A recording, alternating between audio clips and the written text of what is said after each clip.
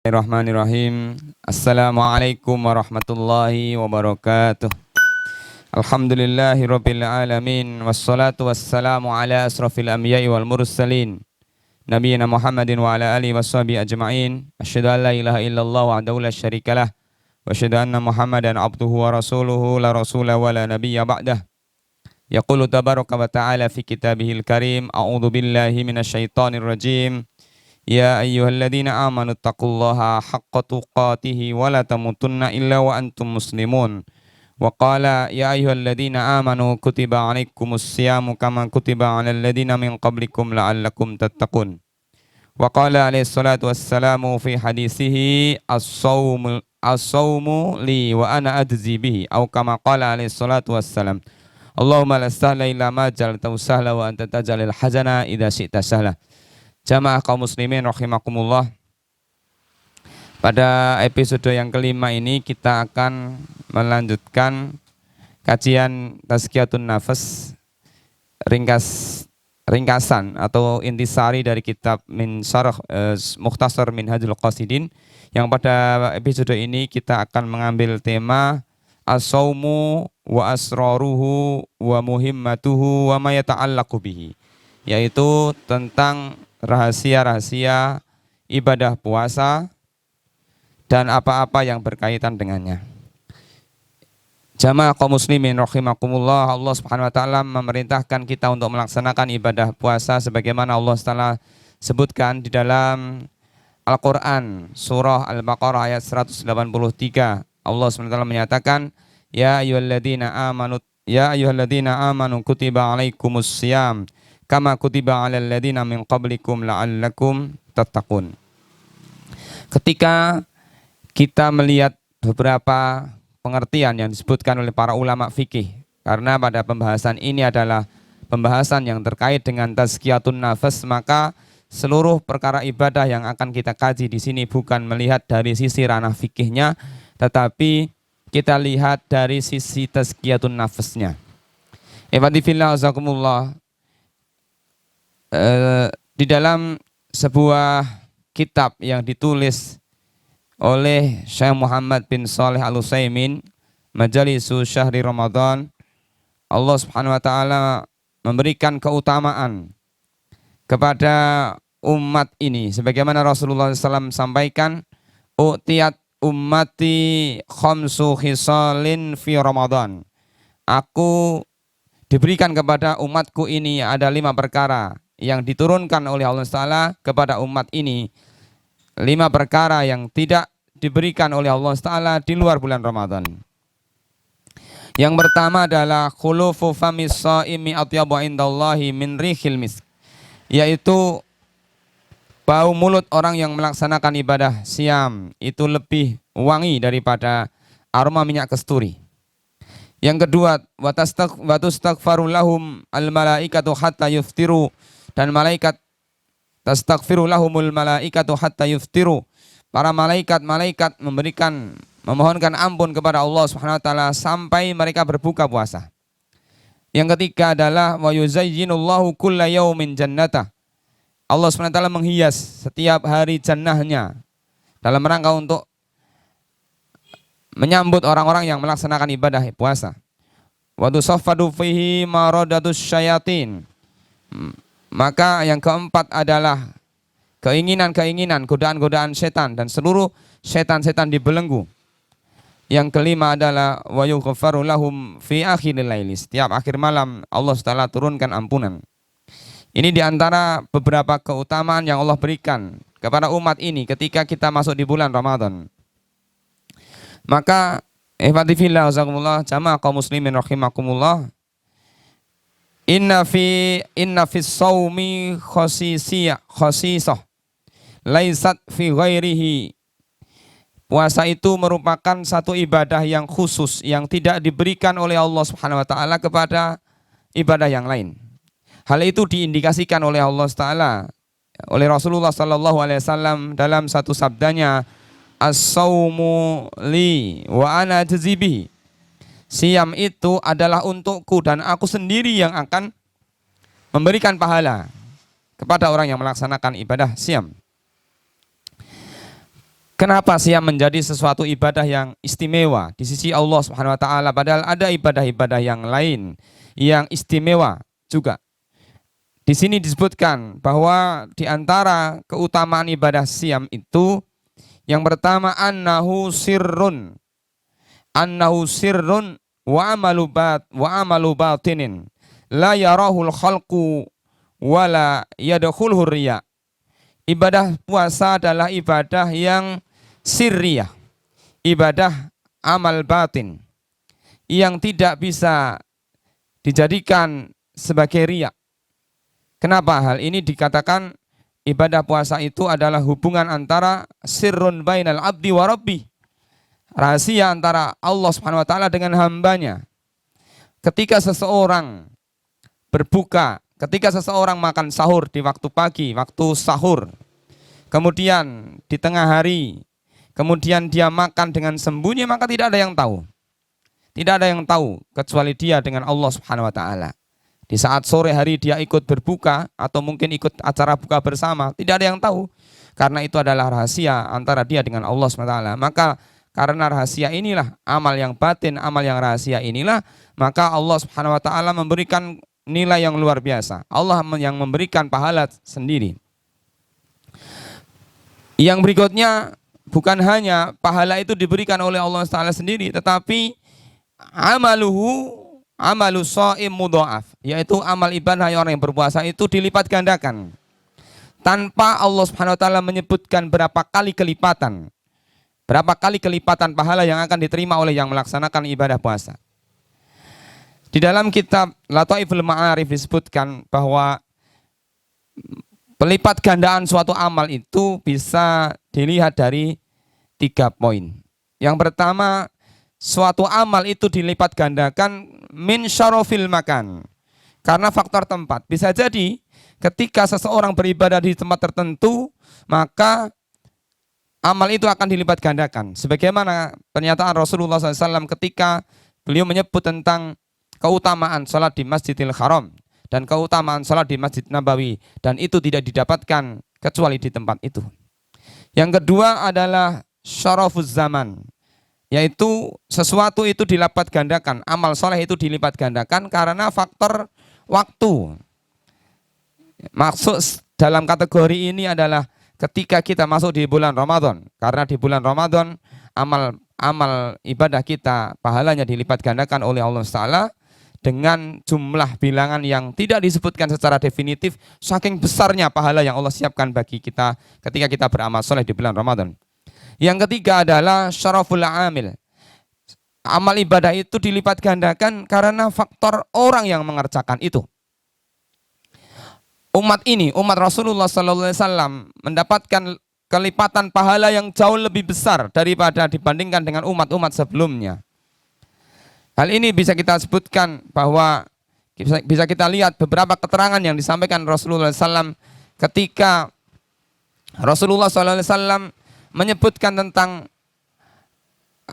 besarnya amal ibadah yang dikerjakan oleh seorang hamba di akhir zaman dibandingkan dengan amal ibadah yang dikerjakan oleh para sahabat Nabi Rasulullah SAW. Jamaah kaum muslimin rahimakumullah.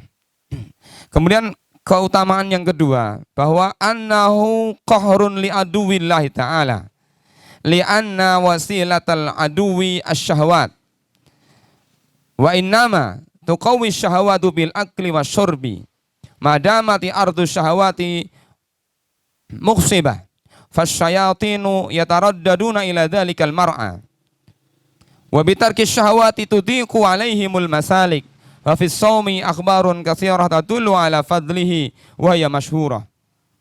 Bahwa ibadah puasa itu adalah ibadah yang istimewa.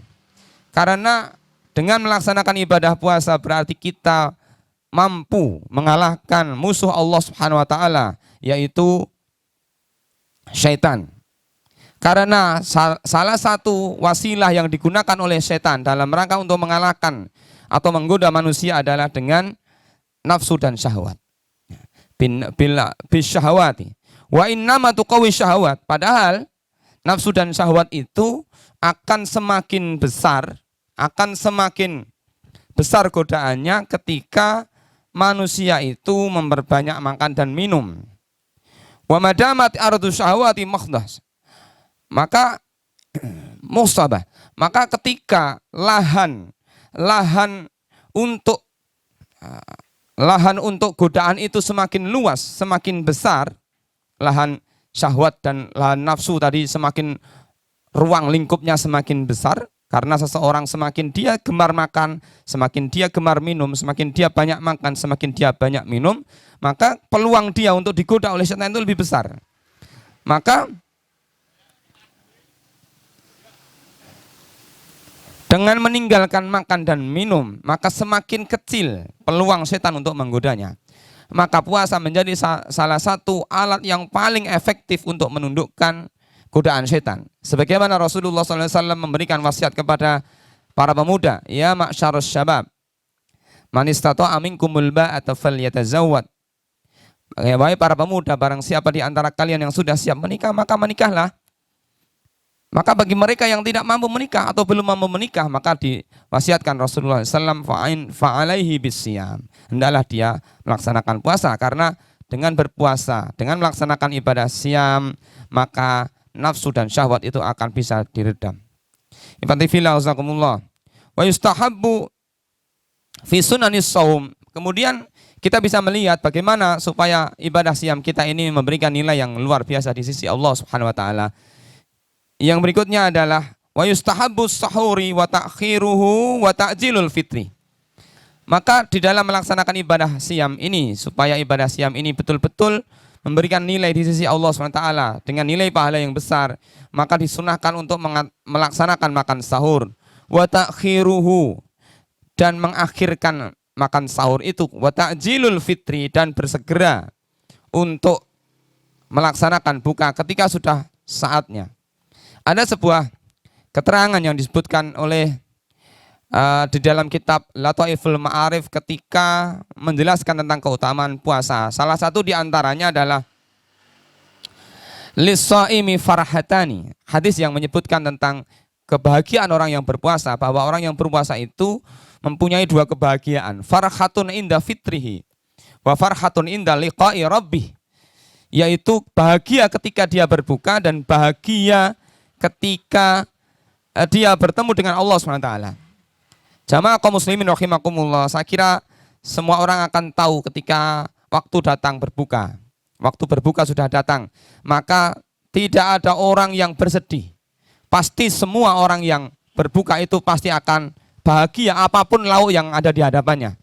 Maka ketika orang yang berbuka itu, ketika orang itu berbuka puasa, maka di hadapannya tersaji sekian banyak makanan, ataupun tidak tersaji banyak makanan, tersedia cukup air putih dan sedikit makanan pun sudah membuat dia bahagia. Kenapa? Dia bahagia yang pertama, orang yang berbuka itu berbahagia yang pertama karena dia telah berhasil. Dia telah berhasil mengalahkan pertarungan dia dengan setan selama 1 hari. Sejak terbitnya fajar sampai terbenamnya matahari, terbitnya fajar yang ditandai dengan adzan subuh dan terbenamnya matahari yang ditandai dengan adzan maghrib. Maka perjuangan dia selama 1 hari penuh itu berhasil sehingga dia berbahagia pada saat berbuka. Yang kedua, kenapa dia berbuka? Karena saat yang ditunggu-tunggu untuk berbuka sudah datang. Ini adalah kebahagiaan seseorang yang ketika berbuka. Apalagi nanti ketika dia bertemu dengan Allah Subhanahu wa taala, di mana ada sebuah hadis yang panjang yang menyebutkan tentang keutamaan orang yang beribadah, melaksanakan ibadah puasa, dan keutamaan orang-orang yang melaksanakan sholat malam, bahwa di akhir kiamat nanti akan ada ketika di padang mahsyar, ketika pada saat itu panas terik luar biasa, maka pada saat itu manusia digiring di padang mahsyar dengan panas yang luar biasa, tetapi pada saat itu ada sekelompok orang yang diberikan naungan oleh Allah Ta'ala, diberikan naungan dan diberikan makanan dan minuman. Maka pada saat itu manusia bertanya kepada Allah, ya Allah, pada saat ini panas yang luar biasa, tetapi kenapa ada orang yang diberikan naungan oleh Engkau ya Allah dan diberikan makanan?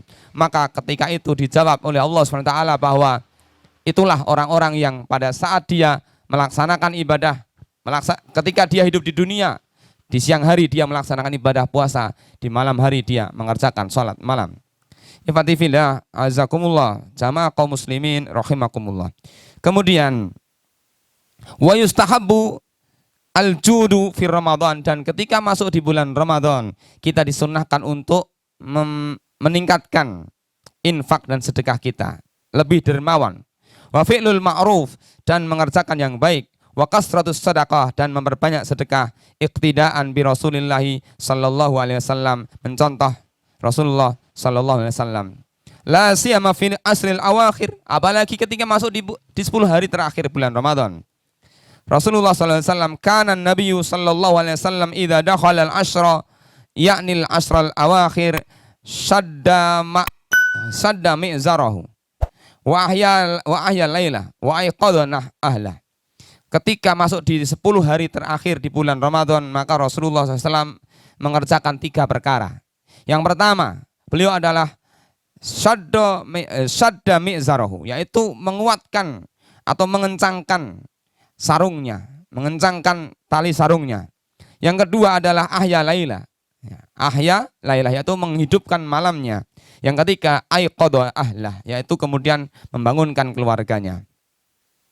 Para ulama menyebutkan bahwa yang dimaksud dengan mengencangkan sarungnya itu mengandung 2 pengertian.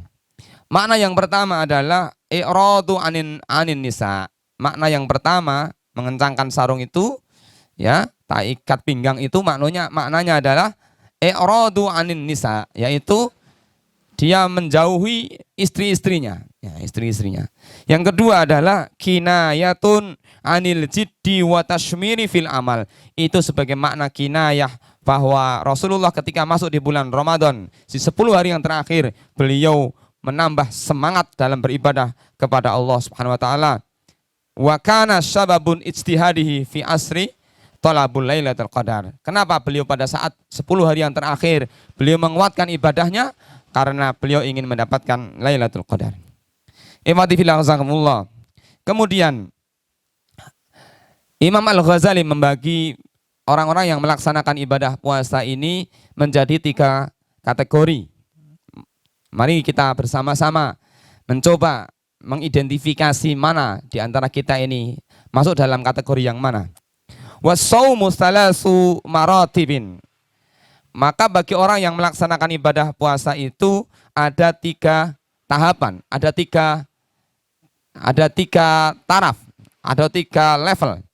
Yang pertama adalah shaumul umum, puasanya orang-orang yang umum, shaumul umum. Yang kedua adalah shaumul khusus.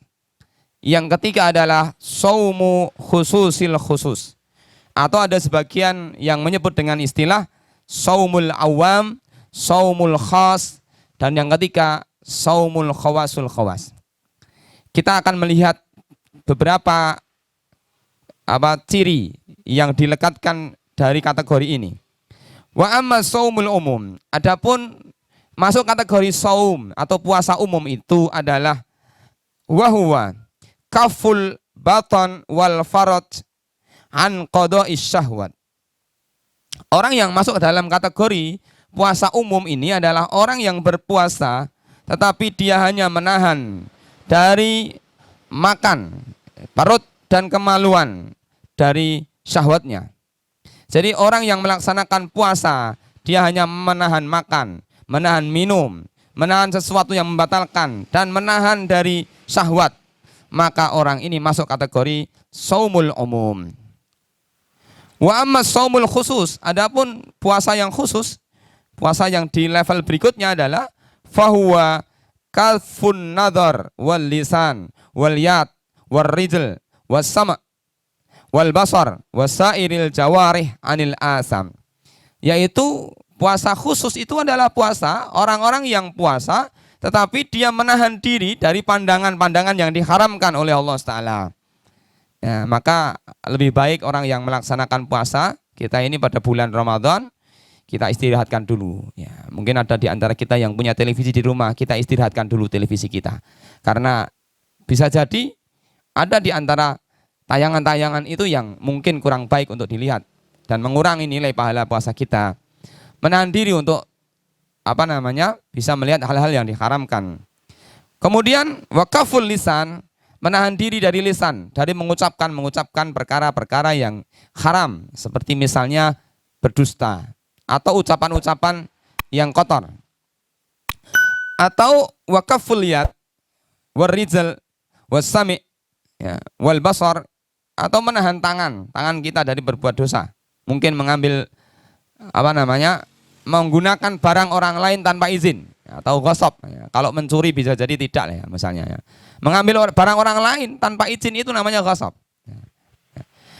Yang berikutnya misalnya menahan diri dari kaki kita tidak kita gunakan untuk berjalan menuju kemaksiatan, atau penglihatan, wasailil jawari, dan seluruh anggota badan kita ini kita bebaskan dari perkara-perkara yang diharamkan oleh Allah Subhanahu wa taala. Ini level yang kedua. Level yang ketiga adalah siyamul khusus, ya, yaitu puasanya orang yang khusus dari yang khusus. Puasanya khusus dari yang khusus, yaitu saumul qalbi anil humum ad-daniyah, yaitu puasanya hati. Hati kita perlu berpuasa, puasa dari keinginan-keinginan, ya, keinginan-keinginan yang remeh, keinginan-keinginan yang tidak punya nilai akhirat, keinginan-keinginan yang kurang terpuji, wal afkar al mubaidah anillah, dan menjauhkan pikiran-pikiran kita dari perkara-perkara yang menyebabkan kita ini jauh dari Allah Taala. Kadang-kadang ketika kita melaksanakan ibadah puasa itu, kadang-kadang kita punya pikiran-pikiran yang aneh, mungkin membuat pikiran itu melayang atau berangan-angan sesuatu yang menjadikan kita ini jauh dari Allah Taala. Maka bagaimana caranya supaya kita ini mampu mencapai level puasanya orang yang khusus tadi? Maka cara yang bisa kita ambil adalah ghaddul basar, kita menundukkan pandangan, wa hifdzul lisan, menjaga lisan kita, amma yu'dhi min kalamin muharramin, dari perkara-perkara yang diharamkan oleh Allah Taala. Au ma la yufidu, atau perkara-perkara ucapan-ucapan yang tidak bermanfaat. Wa khirasatu baqi al-jawari, dan menjaga seluruh anggota badan kita dari perbuatan maksiat. Maka Rasulullah Shallallahu Alaihi Wasallam mengingatkan kepada kita, man lam yada qaulaz zuri wal amalu bihi wal amala bihi falaisa lillahi hajatun fi ayyada ta'amahu wa syarabah. Maka barang siapa yang tidak bisa meninggalkan ucapan dusta, ya, dan beramal dengannya, maka Allah Subhanahu wa taala tidak butuh kepada puasanya. Puasa yang dia menahan diri dari makan, menahan diri dari minum, Allah tidak butuh, karena dia tidak mampu meninggalkan perkara-perkara yang tidak bermanfaat dari lisannya. Jamaah kaum muslimin rahimakumullah. Kemudian yang terkait dengan ibadah puasa juga ada ibadah puasa yang sifatnya tatawwu, atau ibadah puasa yang sifatnya sunnah. Fa'lam anna istihbab as-shaumi yata'akkadu fil ayyamil fadilah. Maka ibadah-ibadah puasa yang sifatnya sunnah itu terikat dengan waktu-waktu yang utama, ya, waktu-waktu yang utama. Bisa misalnya di sini wa fawadilul ayyam ba'duha yujadu fi kulli sana. Ada waktu-waktu yang utama itu yang kita dapatkan setiap tahun. Dia berulang setiap tahun. Misalnya ketika siyamu fi sittati ayyamin min Syawal, yaitu puasa 6 hari di bulan Syawal, atau shaumu yauma Arafah, atau puasa di hari Arafah, atau puasa di hari Asyura, atau puasa di Asyru Dzulhijjah. Usyuru Dzulhijjah, ada puasa di bulan Dzulhijjah, tanggal 1 sampai tanggal 9, atau tanggal 8 dan 9, dan puasa di bulan Dzulhijjah, atau puasa di bulan Muharram. Itu ibadah-ibadah puasa sunnah yang terulang setiap tahun. Ada juga ibadah-ibadah siam yang yatakarraru fi kulli syahrin, yaitu berulang setiap bulan. Apa itu? Ka'awwalihi wa awsatihi wa akhirihi, seperti puasa-puasa yang terulang setiap awal bulan, atau pertengahan bulan, atau di akhir bulan. Kemudian faman shoma awwal syahrin awsatuhu aw akhiruhu faqad ahsana. Maka barang siapa yang bisa melazimi ibadah puasa yang terulang setiap bulan ini, maka dia adalah telah berbuat amal soleh. Kemudian ada juga Yang yatakarraru fi kulli usbu'. Ada juga yang ibadah puasa sunnah itu yang berulang setiap minggu, setiap pekan.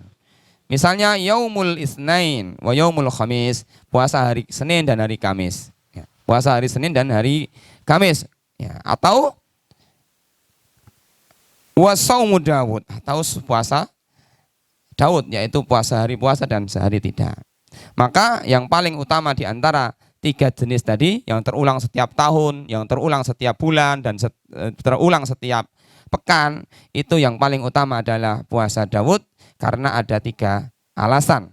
Yang pertama, anna nafsa tu'ti yaumul fitri khadduha wa tastaufa fi yaumi saumin ta'buduha. Yang pertama, kenapa puasa Daud itu menjadi puasa yang utama di antara puasa sunnah itu? Karena pada saat kita melaksanakan puasa Daud, maka kita memberikan hak ibadah untuk melaksanakan puasa, tapi juga memberikan hak untuk berbuka. Pada saat hari ini kita berpuasa, maka kita beribadah kepada Allah, tetapi besok pagi kita berbuka, memberikan hak badan. Kemudian yang kedua, ana yaumul akli yaumus syukri wa yaumus saumi yaumus sabar. Orang yang mengerjakan puasa Daud berarti dia telah menggabungkan antara dua unsur dalam Islam ini, yaitu sabar dan syukur. Di mana ketika dia berpuasa itu adalah hari sabar. Maka ketika dia berbuka, maka dialah hari bersyukur. Padahal Islam itu terdiri dari sabar dan syukur. Setengahnya adalah sabar dan setengahnya adalah syukur. Kemudian yang ketiga, kenapa ibadah puasa Daud itu menjadi ibadah yang utama? Asyakku ala nafsi fil mujahadah. Ya. Maka yang paling berat melawan nafsu adalah hati kita ini. Maka hati kita atur hati kita untuk melawan nafsu itu. Kemudian kita latih hati kita dengan cara berpuasa, sehari puasa dan sehari tidak. Ihwati fillah, azakumullah jamaah kaum muslimin rahimakumullah. Ini beberapa di antara keutamaan-keutamaan dan rahasia-rahasia ibadah puasa. Akan tetapi masing-masing ibadah yang ada di sekitar kita, ada ibadah sholat, ibadah puasa, ibadah baca Quran dan yang lainnya. Masing-masing setiap kita mempunyai ciri khas, punya kelebihan sendiri-sendiri. Imam Malik bin Anas pernah ditanya oleh seorang ahli ibadah bernama Al-Umari. Ketika itu Al-Umari mengajak kepada Imam Malik untuk mengerjakan ibadah puasa. Maka Imam Malik mengatakan, Innallaha qasamal amala kama qasamal arzak. Sesungguhnya Allah telah membagi amal ini sebagaimana Allah telah membagi rizki. Ada di antara orang-orang yang diberikan rizki oleh Allah Ta'ala, amal dia dimudahkan berpuasa, tapi tidak dalam urusan sholat. Ada di antara mereka yang diberikan rizki oleh Allah Ta'ala, dimudahkan urusan sholat, tetapi tidak dimudahkan dalam urusan puasa. Ada di antara hamba Allah yang dimudahkan bersedekah, tapi dia tidak dimudahkan untuk mengerjakan ibadah puasa dan lain sebagainya. Dan semua itu menjadi ciri khas amal masing-masing yang akan dipersembahkan kepada Allah Subhanahu wa Ta'ala. Ihwati fillah azakumullah jamaah kaum muslimin rahimakumullah. Demikian pembahasan tentang beberapa rahasia ibadah puasa yang bisa kita sampaikan pada episode ini. Banyak hal kurang berkenan, mohon untuk dimaafkan. Billahi taufik ila qomit thoriq. Assalamualaikum warahmatullahi wabarakatuh.